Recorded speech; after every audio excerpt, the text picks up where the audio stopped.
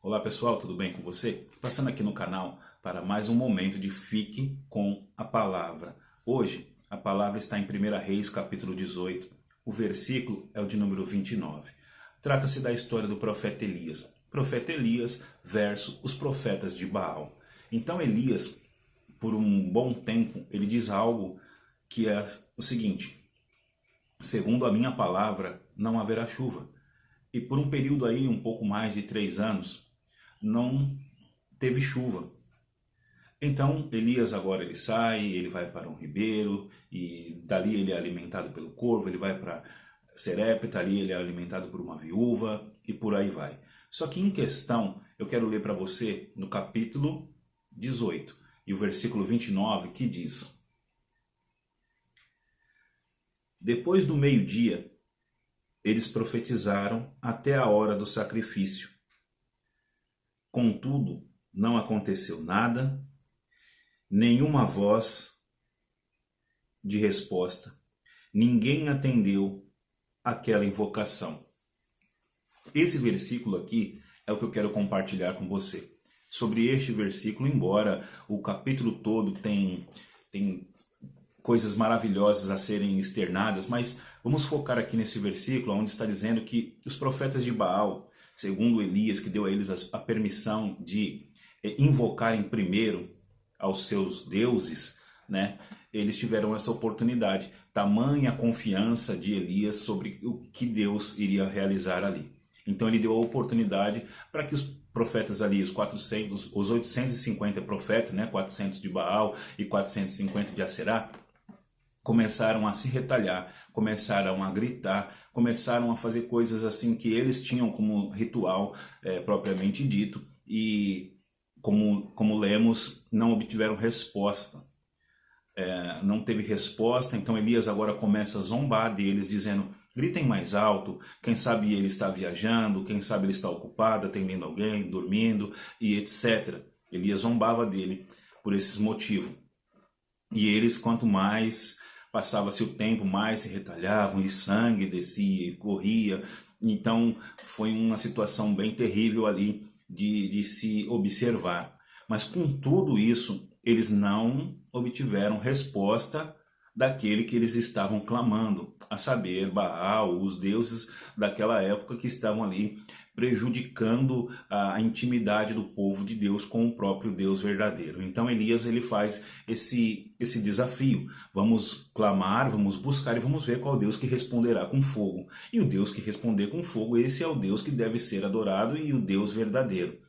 E, pois bem, com isso, você observa que nesse período em que Elias ele profetizou que segundo a palavra dele não haveria chuva e não houve, então observa que esses profetas de Baal, com certeza, eles clamavam aos deuses deles para que pudesse ter chuva, e não teve.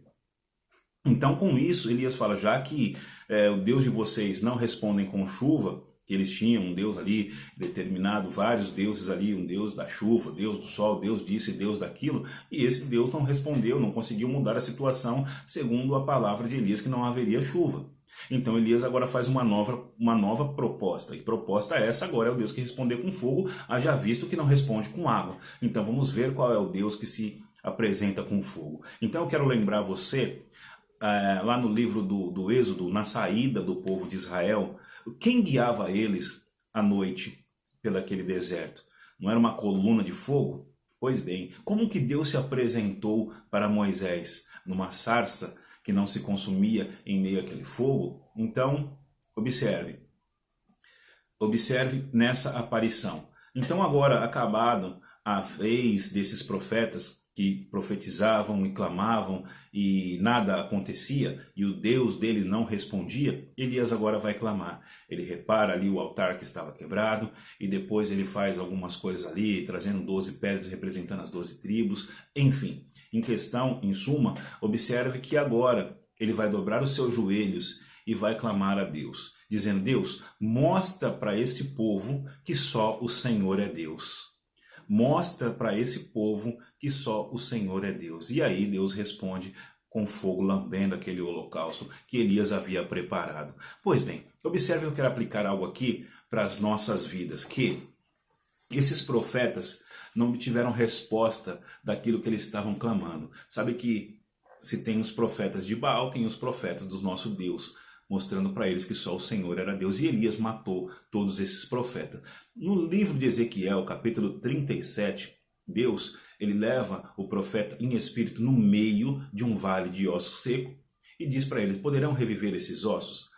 Aí o profeta diz: Senhor, tu sabes. Então o Senhor disse: profetiza. Enquanto ele profetizava, ossos com ossos se juntavam. Então o que eu quero dizer, trabalhando com esses profetas de Baal e o profeta de Deus? O profeta Elias, você sabe que Deus respondeu a ele com fogo, dando vitória a ele naquele lugar, naquele momento. E o profeta Ezequiel também obteve uma vitória mediante a sua profecia. Então eu quero dizer para você, em primeiro lugar, que os profetas de Baal, eles vão profetizar, mas não vão ter resposta. Eles vão clamar, mas não vão ter resposta. Ainda que profetizaram algo contraditório, aquilo que deseja o teu coração, contra a tua vida, esses profetas não vão ter sucesso mediante aquilo que eles profetizaram. Logo, vai ter sucesso o profeta de Deus que profetizou sobre a tua vida, dizendo que você vai, que você pode, que você é capaz, que você consegue, porque Deus é contigo. Deus é contigo.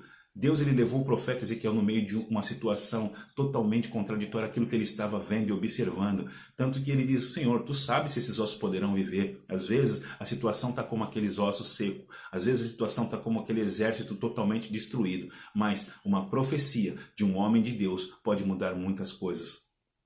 A Bíblia diz que nós temos que falar coisas boas, falar coisas que edificam, não coisas que amaldiçoam. Então essas profecias de profetas que falaram acerca de algo totalmente contraditório contra a tua história e a tua vida, como lido no versículo, eles vão clamar, vão se retalhar, vão fazer ali o ritual que eles costumam fazer. Mas eu quero dizer para você que acabou essa história, porque é um tempo de vitória sobre a tua vida. Então, profetize em meio a essa situação que algo vai acontecer notório sobre a tua vida, porque Deus, ele é fogo consumidor para nos dar a bênção e a vitória desejada.